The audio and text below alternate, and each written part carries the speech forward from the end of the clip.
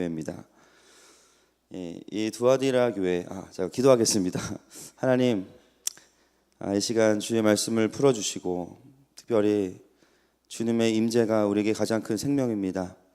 오늘도 주의 말씀이 곱아나온 하나님의 자녀들에게 하나님의 하늘의 만나로 먹이시고, 하나님 아버지, 부족한 종의 열정과 부족한 종의 모든 것들은 내려놓고 오직 예수 그리스도의 사랑만이 이곳 가운데 전해지게 하여 주시옵소서.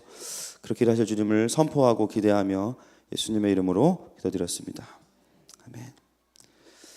두아디라를 함께 보겠습니다. 버가모의 동남쪽에 위치한 도시입니다. 이 도시는 작지만 굉장히 부자 도시입니다. 왜냐하면 이 도시는 산업이 굉장히 발달해 있는데요. 첫 번째 가장 유명한 산업이 뭐냐면 그 구리와 청동 재련업이 아주 활발하게 일어나는 도시입니다. 돈이 많아요. 네. 그리고 또 한 가지는 로마 군인들과 연결되어 있는데, 로마 군인들이 입는 그 의복들을 만드는 일이, 아주 염색하는 일이 활발하게 일어난 도시입니다. 여러분, 사도행전 16장에 이 두아디라 교회가 개척이 될 때 이야기가 나와 있는데요. 바울이 자기 행로를 바꾸어서 에베소와 빌립보와 두아디라로 가게 되는데, 그곳에서 기도할 곳을 찾다가 여인들이 이렇게 있는데 거기서 이제 이야기를 하다가 한 여인을 만납니다. 누구죠? 루디아를 만나죠. 루디아 직업이 뭡니까?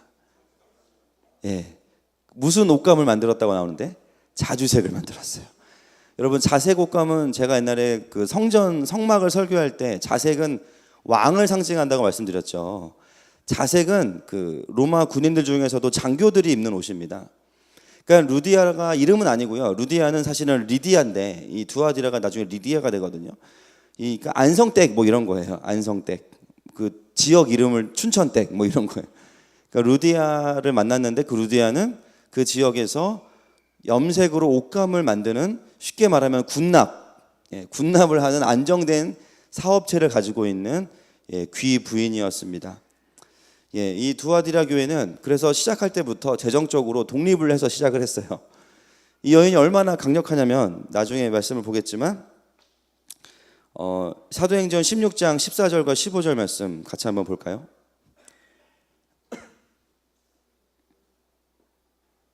시작. 두아디라 시에 있는 자색 옷감 장사로서 하나님을 섬기는 루디아라 하는 한 여자가 주께서 그 마음을 열어 바울의 말을 따르게 하신지라. 그와 그 집이 다 세례를 받고 우리에게 청하여 이르되 만일 나를 주 믿는 자로 알거든 내 집에 들어와 유하라. 강건하여 머물게 아니라. 아멘. 짧은 두 절이지만 이 두 절 안에서 이 루디아에 대한 우리가 많은 정보를 얻을 수가 있죠.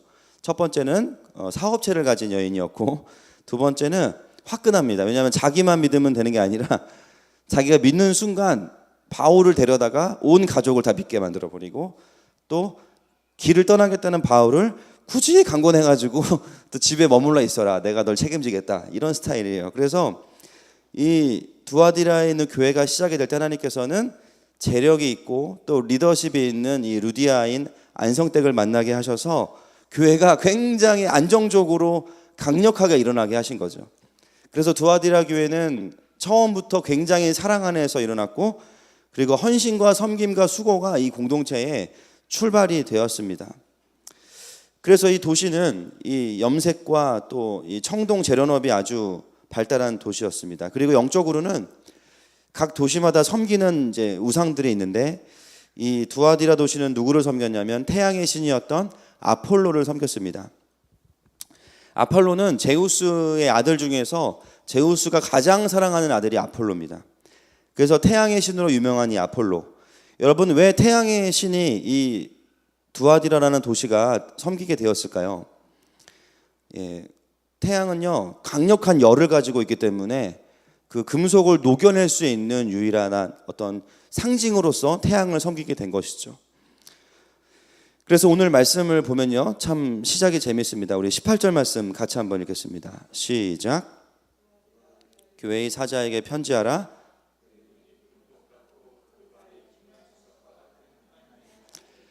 자, 여러분 이제 이해가 되실 거예요. 그 눈이 불꽃 같다라는 것은 우리가 멀리서 눈이 불꽃같이 이글이글 타고 있는 것을 보면 태양입니다. 이 두아디라가 섬기고 있던 하나님의 아들이라는 호칭을 가지고 있던 이 제우스의 아들인 아폴로가 정말 너희들의 신이 아니고 그 눈이 불꽃같이 너희를 정말 사르듯이 쳐다보고 계시는 분이 계시는데 그분은 예수 그리스도이시다. 그것을 이야기하고 있는 것입니다. 또 아폴로의 이미지가 로마 황제의 이미지와 연결되어져 있기 때문에 바로 신의 아들이라는 호칭은 황제들이 쓰는 표현이거든요. 근데 오늘 18절 말씀에 보니까 하나님의 아들이라고 나와 있습니다. 계시록에서는 처음이자 마지막으로 여기에 하나님의 아들이라고 기록이 되어 있습니다. 그리고 그 발이 빛난 주석이라고 나와 있는데요. 이 빛난 주석은 왜 주석입니까? 바로 금속과 관련되어 있기 때문이에요. 이 주석이라는 말을 원어로 보니까 청동이라는 뜻을 가지고 있습니다. 즉, 이 두아디라 도시가 가장 많이 수출하고 있는, 가장 많이 배출하고 만들어내고 있는 그들의 그 주 공급원인 그 청동 주석이 바로 예수님의 발이다라는 이야기를 하고 있는 것이죠. 바로 그 도시와 관련되어 있는 것을 의미하고 있습니다. 여러분, 제가 이 인사말들을 그 서두에 예수님에 관해서 나오는 선포들을 보면서 느끼는 것은 우리의 염려와 두려움이 구체적으로 다르지만 그것을 돌파하기 위해서 우리는 반드시 선포해야 되는 것이 있습니다. 그것은 그 문제에 대하여서 예수님이 어떤 분이신지를 아는 것이 너무나 중요하다는 것이죠. 아멘이십니까? 내가 염려하고 두려워하는 그 문제, 그것이 각자마다 다를 수 있어요. 그런데 그것을 돌파할 수 있는 것은 그 문제에 대하여서 예수님은 어떤 분이신가라는 것이 진리로 적용되고 선포되기 시작할 때 우리에게 두려움이 떠나간다는 것입니다. 사랑하는 여러분, 우리가 염려와 두려움이 올 때 해야 되는 기도는 염려를 가져가 주십시오라고 하는 것도 좋은 기도이지만 더 빨리 해결할 수 있는 방법은 그 문제에 대한 예수님이 어떤 분이신지를 선포하는 것입니다. 그래서 그 예수님을 선포하면서 두려움을 이겨내는 것이죠. 그래서 이 두아디라 교회를 향한 예수님은 바로 그 눈이 불꽃 같고 그 발이 빛난 주석과 같고 또 하나님의 유일한 아들이신 분이시다라고 두아디라 교회를 향하여서 선포하고 있는 것입니다. 이 교회를 향한 칭찬을 보겠습니다. 19절 말씀입니다. 시작. 내가 내 사업과 사랑과 믿음과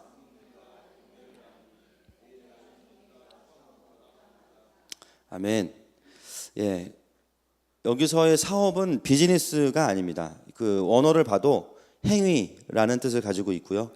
그리고 이 무엇과 무엇과 무엇과 이렇게 나오는데 헬라어 문법상 이 무엇과 무엇과는 우리가 알고 있듯이 열거가 아니고요. 동격을 의미합니다. 그러니까 사업은 사랑이고 사랑은 믿음이고 믿음은 섬김이고 섬김은 인내입니다.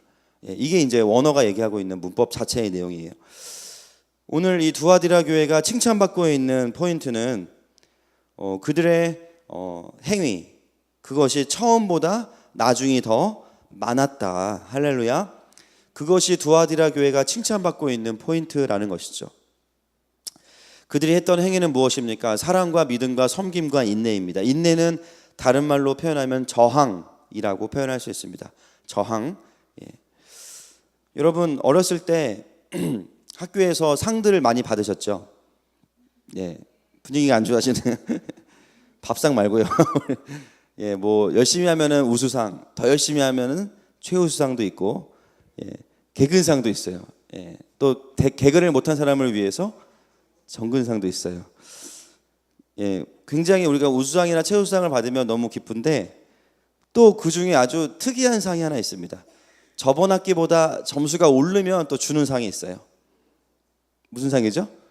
노력상이라고 하고 또 옛날에는 그거를 뭐라고 불렀습니까? 한문으로 진보상이라고 불렀어요. 진보상.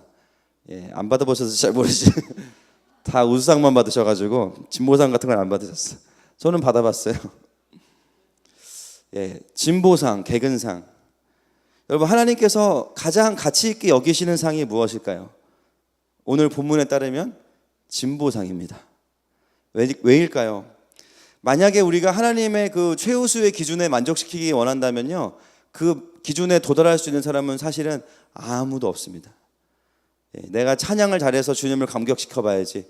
천사 한 명만 내려오면 게임 끝나요. 우리가 따라할 수 없는 옥탑으로 노래를 부르면서 게임이 끝납니다. 내가 뭔가 열심을 다해서 주님을, 내가 건물을 지어서 주님을 만약에 기쁘시게 해야겠다. 주님은 우주를 창조하셨습니다. 물론 사람들이 서로 인정할 수는 있겠지만, 우리가 무엇인가를 기준을 도달해서 주님께 영광을 돌린다고 한다면 그것은 불가능한 일입니다. 그런데 주님이 기뻐하시는 게 있어요. 그것은 바로 진보상입니다. 다른 사람과 비교해서의 진보가 아니라 과거의 나보다 얼마나 내가 더 성장했는가, 얼마나 내가 더 성숙하고 또 하나님을 향한 나의 마음들이 커졌는가, 하나님은 그것을 불꽃 같은 눈으로 지켜보고 계십니다. 오늘 두아디라 교회는 4가지의 측면에서 칭찬을 받고 있어요. 첫 번째는 사랑이죠. 이전보다 그들의 사랑이 더 많아졌다는 것입니다. 이 사랑은 하나님을 향한 사랑과 또 서로를 향한 사랑으로 이해를 할 수 있습니다.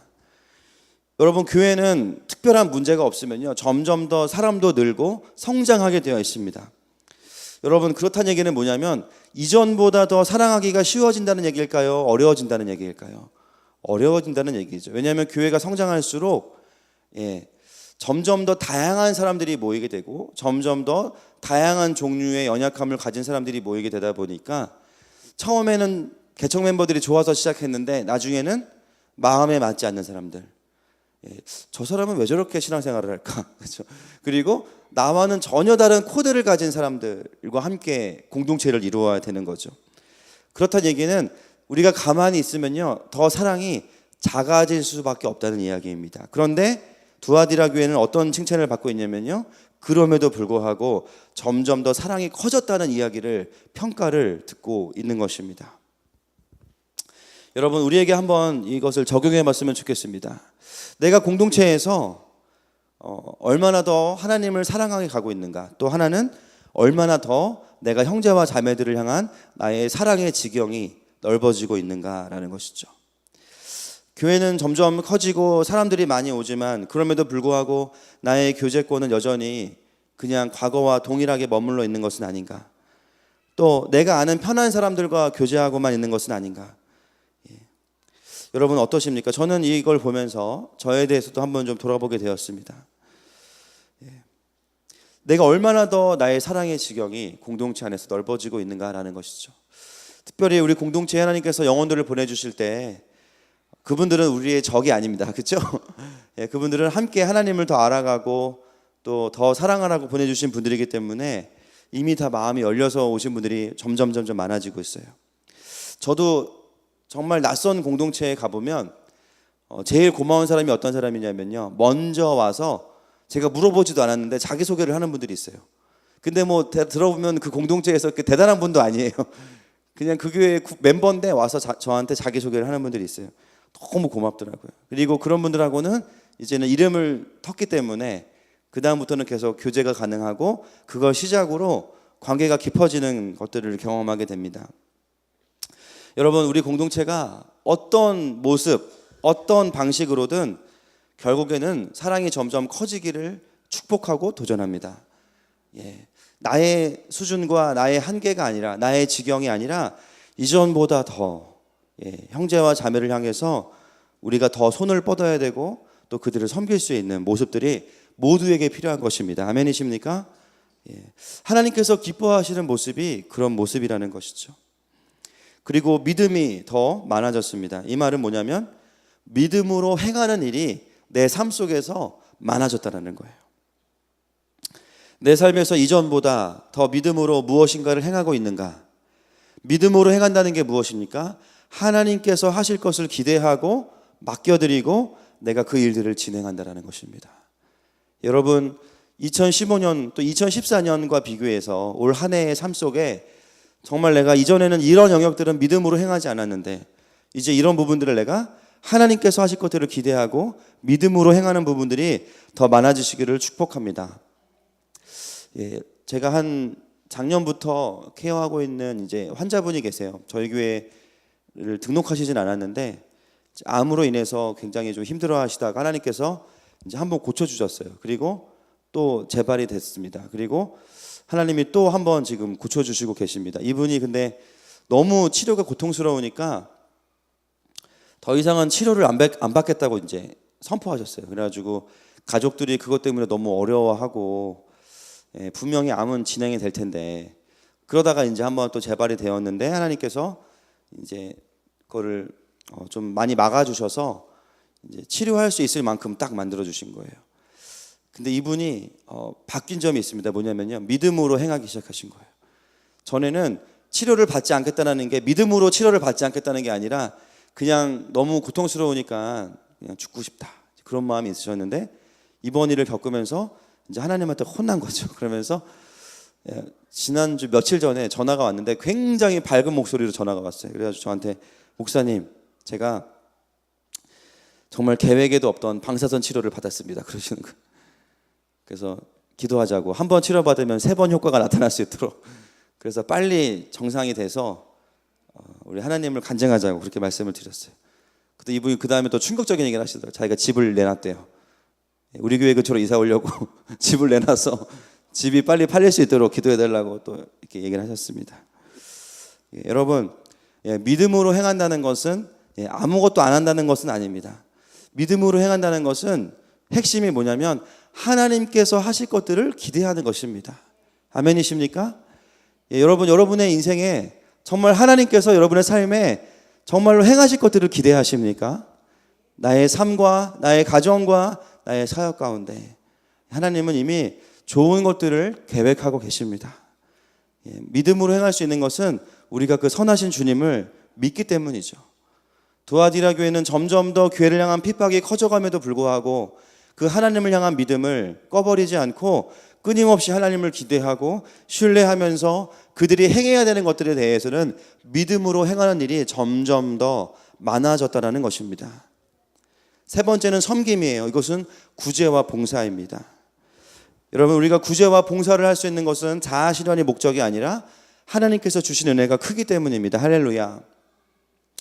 점점 더 내가 공동체 안에서 또 세상 속에서 섬기는 자리로 간다는 거죠. 누군가는 그 일을 해야 되는데 아무도 하지 않을 때 그 자리를 내가 믿음으로 채우고 섬김으로 채우는 것을 의미하는 것입니다. 네 번째는 저항이에요. 인내는 원어를 보면 저항이라는 말이 더 가깝습니다. 이것은 뭐냐면 세상을 향한 저항을 의미합니다.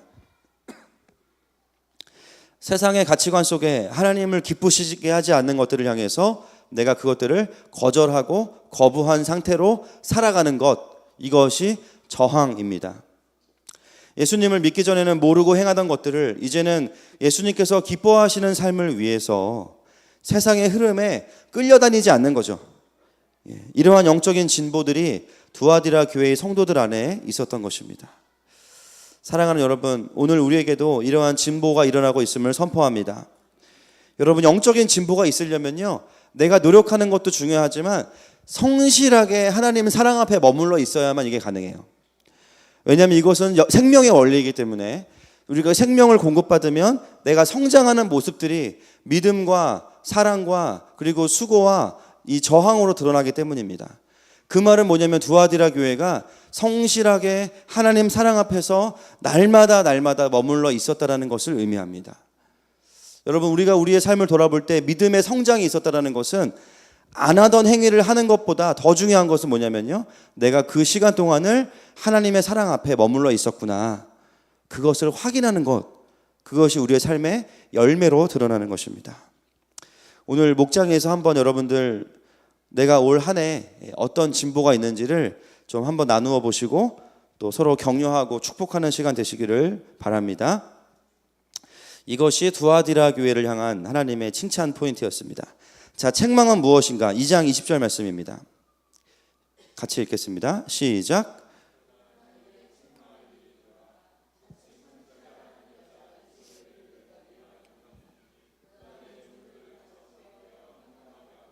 우상의 제물을 먹게 하는도다. 네. 에베소 교회와 버가모 교회는 니골라당이 있었지만 두아디라 교회에는 여자 이세벨이 있었습니다.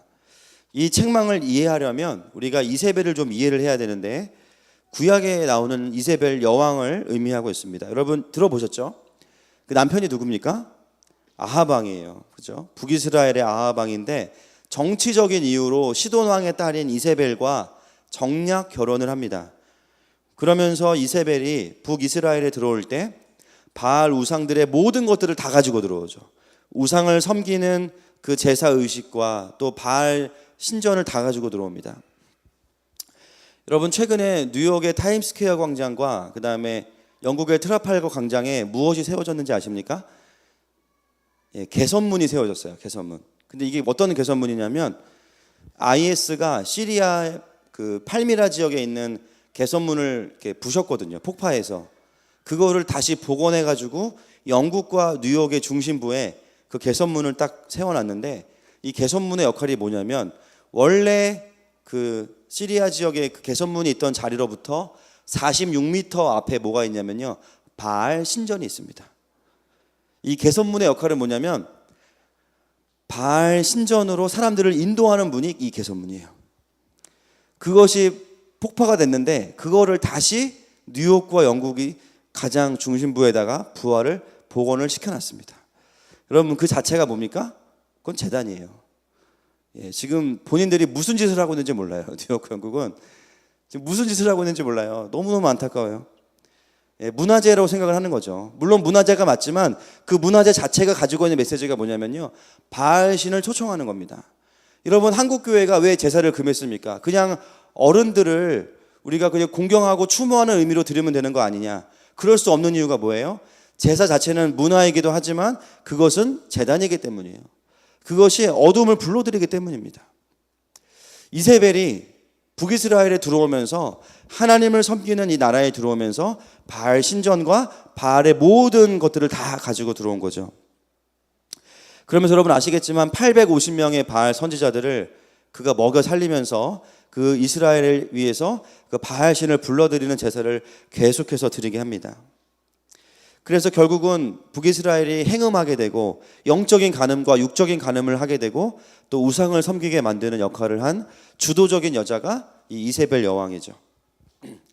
오늘 이 두아디라 교회에는 실명이 이세벨인지는 모르겠습니다. 그거는 잘 모르겠지만 이세벨을 이야기하는 의도가 있을 거예요. 바로 이러한 그 맥락 속에서 이 교회 안에 이세벨과 같은 자칭 여선지자가 있었다는 것이죠. 자칭이라는 말은 뭐냐면 누구도 그 여인에게 리더십을 주지 않았는데 스스로가 선지자가 되어서 사람들에게 잘못된 가르침들을 주기 시작하는 거예요. 근데 중요한 것은 뭐냐면 그 가르침 자체가 잘못된 가르침이라는 거죠. 행음하게 만드는 거. 아마 내용을 잘 보니까 니골라당과 똑같은 가르침일 겁니다. 뭐냐면 우리가 이 세상도 살아야 되지 않냐. 그러니까 그냥 우상도 숭배하고 그냥 우리가 이 세상에서 어쩔 수 없는 것들은 눈 감고 지나가자. 이런 가르침을 해서 영적인 간음을 하게 만든 것이죠. 근데 오늘 예수님께서 두아디라 교회를 책망하시는 포인트는 뭐냐면 그러한 여선지자, 자칭 여선지자인 이세벨을 용납했다라는 것에 포인트가 있습니다.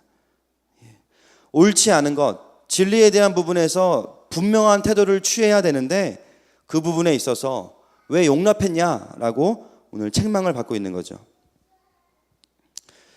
에베소 교회는 너무 진리를 추구하다가 사랑을 잃어버렸지만 두아디라 교회는 반대입니다. 사랑을 추구하다가 진리를 놓쳐버리게 되죠. 결국 이세벨을 통해서 많은 사람들이 비진리를 듣고 세상과 타협하고 영적인 간음을 행하게 만들었습니다. 여러분, 오늘 이러한 이 이세벨에 대한 메시지가 우리의 삶에 주는 적용점은 무엇일까요? 뭐 어디 이세벨이 있나요? 잘 모르겠습니다. 중요한 거는요, 누가 이세벨이냐가 아니에요. 내가 비진리, 하나님의 말씀이 아닌 것들이 내 삶에 여전히 범죄함으로 남아있음에도 불구하고 내가 그것을 용납하고 있다면 내 삶에 보이지 않는 이세벨이 들어와 있는 것입니다. 분명히 그것이 범죄인 걸 아는데도 그냥 내가 그것을 용납하고 있는 거. 그것이 뭐냐면 영적인 간음을 행하고 있는 것이죠. 오늘 두아디라 교회를 향해서 예수님 말씀하십니다. 그것을 돌이키지 않으면 내가 너희들을 사망에 내어주고 침상에 던질 것이다. 그리고 내가 너희들의 행위대로 너희들의 삶을 갚아줄 것이다. 오늘 너무나 강력하게 하나님은 그러한 태도에 대하여서 교회들을 향하여 말씀하고 계십니다. 우리 21절부터 23절까지 말씀 같이 한번 읽어보겠습니다. 시작.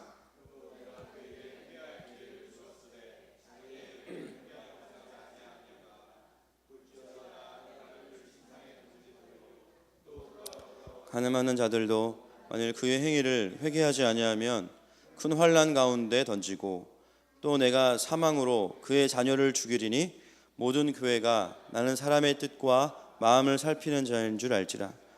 내가 너희 각 사람의 행위대로 갚아주리라. 아멘. 여러분, 죄를 짓는 것도 큰 문제이지만 더 큰 문제는 뭐냐면요, 죄를 방치하는 겁니다. 죄를 내버려 두는 거. 너무 이 교회에 사랑이 많다 보니까 죄를 그냥 버려둔 거죠. 근데 그 죄는 반드시 암덩이처럼 커져서 더 많은 사람들을 넘어지게 만드는 것입니다. 여러분, 죄가 경중을 따질 수는 없지만 주님이 싫어하시는 죄가 뭐냐면요, 다른 사람을 실족시키는 거죠. 나만 넘어질 뿐만 아니라 다른 사람을 같이 걸려 넘어지게 만드는 거. 그래서 공동체가 어려워지게 만드는 죄악, 그것이 바로 이세벨을 용납한 바로 교회를 향한 하나님의 책망인 것입니다. 여러분, 우리의 삶에 죄를 방치하면요, 결국 어떤 일이 벌어집니까? 죄가 우리의 삶을 다스리게 됩니다. 죄가 우리의 삶을 컨트롤하게 만드는 것이에요. 내 삶에서 내가 주님 보시기에 옳지 않은 것이라고 분명히 마음에 확신이 오는데도 그냥 방치하고 있었던 것들을, 여러분, 떠오르는 것들이 있다면 오늘 결단하시고 돌이키시기를 축복합니다. 여러분, 우리가 그것들을 방치하기 시작할 때 어떤 일이 벌어집니까? 가장 중요한 것을 잃어버려요. 하나님의 사랑 앞에 꾸준히 머물러 있는 것을 포기하게 됩니다. 하나님의 사랑 앞에서 공급받는 것들이 끊어지게 돼요. 그게 가장 두려운 것이죠. 그냥 괜찮아 라고 생각했지만 그러한 것들이 우리의 삶에 있을 때 우리는 하나님과의 그 끊임없는 공급 속에서부터 끊어지게 되고, 그것은 결국은 이 교회가 칭찬을 받았던 그 포인트였던 진보하는 것들이 끊어지게 되는 것입니다. 오늘 이 교회가 진보할 수 있었던 것은 이러한 가르침에 넘어가지 않았던 소수의 사람들이 있었기 때문이에요. 그래서 그들에게는 짐을 지우지 않겠다고 오늘 말씀하고 계신 겁니다. 그런데 많은 사람들이 이세벨의 그 가르침이 너무나 편하고 그렇게 살면은 너무 사라질 수 있기 때문에 거기에 넘어간 것이죠. 오늘 그러한 것을 향해서 예수님은 말씀하고 계십니다. 여러분, 그렇기 때문에 죄가 우리의 삶 속에 왕노릇하지 않도록 하는 그 삶을 주님께서 기뻐하시고 도전하고 계십니다. 그런 자들에게 주어지는 약속이 무엇입니까? 오늘 본문에 보니까 이기는 자에게는 내 일을 지키는 그에게 무엇을 주겠다고 말씀하시죠? 25절에 보니까 만국을 다스리는 권세를 주시겠다고 말씀하십니다. 여러분, 이것은 정확한 것입니다. 죄가 왕노릇하지 않게 하기 위해서 우리는 우리의 삶에 하나님께서 왕노릇하게 해야 됩니다. 여러분, 그 삶을 내 삶 속에서 작지만 훈련하다 보면요, 그런 사람들에게 주시는 하나님의 약속이 뭐냐면 만국을 다스리는 권세를 주신다는 거예요.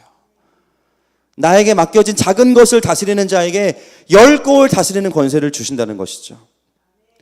여러분, 우리가 하나님 나라의 왕노릇하기 위해서 필요한 것은 거대한 리더십을 가지는 것이 아닙니다. 내 삶 속에 들어와 있는 이세벨을 용납하지 않는 거예요. 그들을 우리는 내 삶에서 추방하는 것이 필요합니다. 내 삶의 죄를 다스릴 수 있는 그 하나님께서 주신 권세를 사용해서 내 삶을 주님 앞에서 조절하기 시작하는 거예요. 낙심이 내 삶을 다스리지 못하게 하는 것입니다. 중독이 내 삶을 다스리지 못하게 하는 것입니다. 절망이, 음란함이, 교만함이 내 삶을 다스리지 못하게 하는 것이죠. 그리고 하나님의 영광이 내 삶을 다스리게 할 때 우리는 이미 만국을 다스리고 있는 것입니다.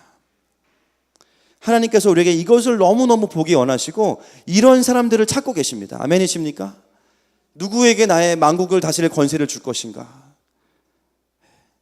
그러므로 충성된 자가 하나님의 왕권에 참여할 수 있는 사람이 되는 것이죠. 정말로 성실함이 필요합니다. 누가 보든지 안 보든지 우리가 의식할 것은 불꽃 같은, 태양 같은 주님의 눈 외에는 없습니다. 오직 주님이 나의 삶을 보신다는 것을 의식하면서 내 삶을 그 하나님 앞에서 살아가는 것이죠. 하나님께서 그러한 자들에게 약속하시는 또 하나의 축복은 뭐냐면 내가 너희에게 새벽별을 줄 것이다. 예, 새벽별은 누가 볼 수 있습니까, 여러분? 새벽에 깨어있는 사람이 볼 수 있죠. 자는 사람 못 봐요. 근데 어떻게 깨어 있어야 될까요? 여러분, 그 밤새 공부해 본 적 있으시죠? 예, 있다고 믿습니다. 한 번은 하셨겠지. 밤새 공부하다가 기분 좋을 때가 언제예요? 새벽별을 볼 때. 야, 내가 밤새 공부했구나. 또는 왜 하울링이 나네요? 아, 네. 재난 문자. 네, 너무 덥다는 얘기죠. 저희는 뭐 지하에 있어서 전혀 모르겠습니다. 밤새 공부하거나 철야기도 하고 나서 탁 교회당을 나설 때 새벽별이 탁 떠 있는 거예요. 여러분, 새벽별은요 무엇을 의미하냐면요, 보람과 의미와 수고를 의미하는데 그거에 대한 보상이 시작되는 것을 의미합니다. 여러분, 새벽별이 뜨고 나면은 그 다음에 뭐가 뜰까요? 태양이 떠오르죠. 아침이 됩니다. 여러분, 마지막 시대에 깨어서 살아가는 사람만이 새벽별을 계속해서 볼 수 있는데, 새벽별은 바로 예수 그리스도이십니다. 그분은 다윗의 별이시죠. 정말로 영적으로 깨어있는 사람들이 새벽별을 볼 수 있는 거예요. 똑같이 그냥 무조건 산다고 교회 다닌다고 볼 수 있는 것이 아니라 이 시대를 분별하고 내가 그분의 그 시선을 의식하면서 살아가고 최선을 다해서 반응하는 사람들은 그분의 별을 볼 수 있습니다. 근데 그 별을 볼 때 우리는 무엇을 깨닫냐면 보람, 하늘의 보람이 생기는 거죠. 그리고 이제는 태양이 떠오르겠구나 라고 마음속에 이 시간의 끝이 있음을 보게 되는 것입니다. 밝아오는 영원한 아침을 준비할 수가 있는 것이죠. 여러분, 그것이 바로 우리의 삶을 하나님께서 왕노릇하게 하는 사람들에게 주시는 하나님의 복인 줄로 믿습니다. 사랑하는 여러분, 하나님께서 오늘 저와 여러분에게 말씀하시죠. 아주 한 가지를 말씀하시는 거예요. 너의 삶에 용납하고 있는 죄가 있다면 돌이켜라. 그것이 만국을 다스리는 권세를 받을 수 있는 훈련이다.